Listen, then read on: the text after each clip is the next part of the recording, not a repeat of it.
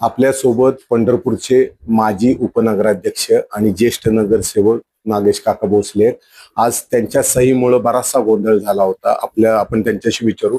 काका, आज तुमच्या त्या सहीमुळे आज बराच गोंधळ झाला, पण सही होती नव्हती हे तुम्ही तिथं सांगितले. काय नेमकी परिस्थिती होती आणि तुम्हाला किडनॅप करण्यात आलं होतं म्हणून आरोप आहे. मला कोणी किडनॅप केलेलं नाही, काय नाही. मी माझ्या मनानं सोलापूरला गेलो, कलेक्टर साहेबापाशी जाऊन सांगितलं माझा पूर्ण देवाभाऊ मुख्यमंत्री आणि पालकमंत्री याच्यावर पूर्ण विश्वास आहे आणि पक्षाचं काम करत असताना कुणी माझ्यावर आरोप केले असतील.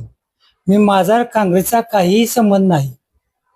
मला एक सांगा, अशा परिस्थितीमध्ये मग तुमच्यावर काँग्रेसवाले जे काही प्रेशर टाकत होते किंवा तुम्हाला पैशाचं आम्हीच दाखवलं म्हणलं जात होतं.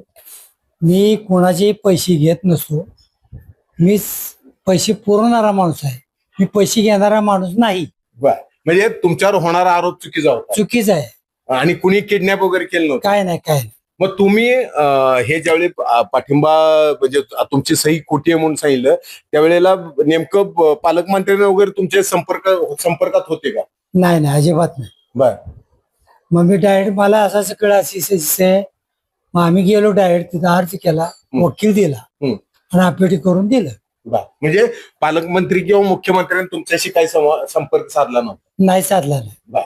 पण तुम्ही आता म्हणला तुमचा पालकमंत्री आणि मुख्यमंत्र्यांवर विश्वास आहे. काय नेमकं म्हणजे कसं तुमचं हे? प्रत्येक टायमाला आम्ही जेव्हा आषाढीवारला येऊ त्या टायमाला मुख्यमंत्री साहेबाची गाठ पडते.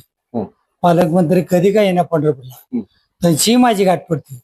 आणि पंढरपूरच्या विकासाच्या संदर्भात आता आमचे नगरसेवक आले, त्यांची काहीतरी कामं व्हावी या दृष्टिकोनातून माझी वाटचाल चालू आहे. म्हणजे त्यासाठी तुम्ही हे केलेलं? हा, केलेलं.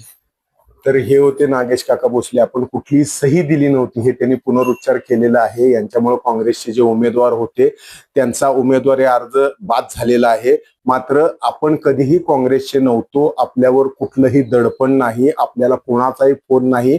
मात्र आपला मुख्यमंत्री आणि पालकमंत्र्यांवर विश्वास आहे आणि आपल्या विश्वासावर जी निवडून आलेली आहेत त्यांची कामं व्हावीत ही आपली इच्छा, अशी त्यांनी भूमिका व्यक्त केलेली आहे.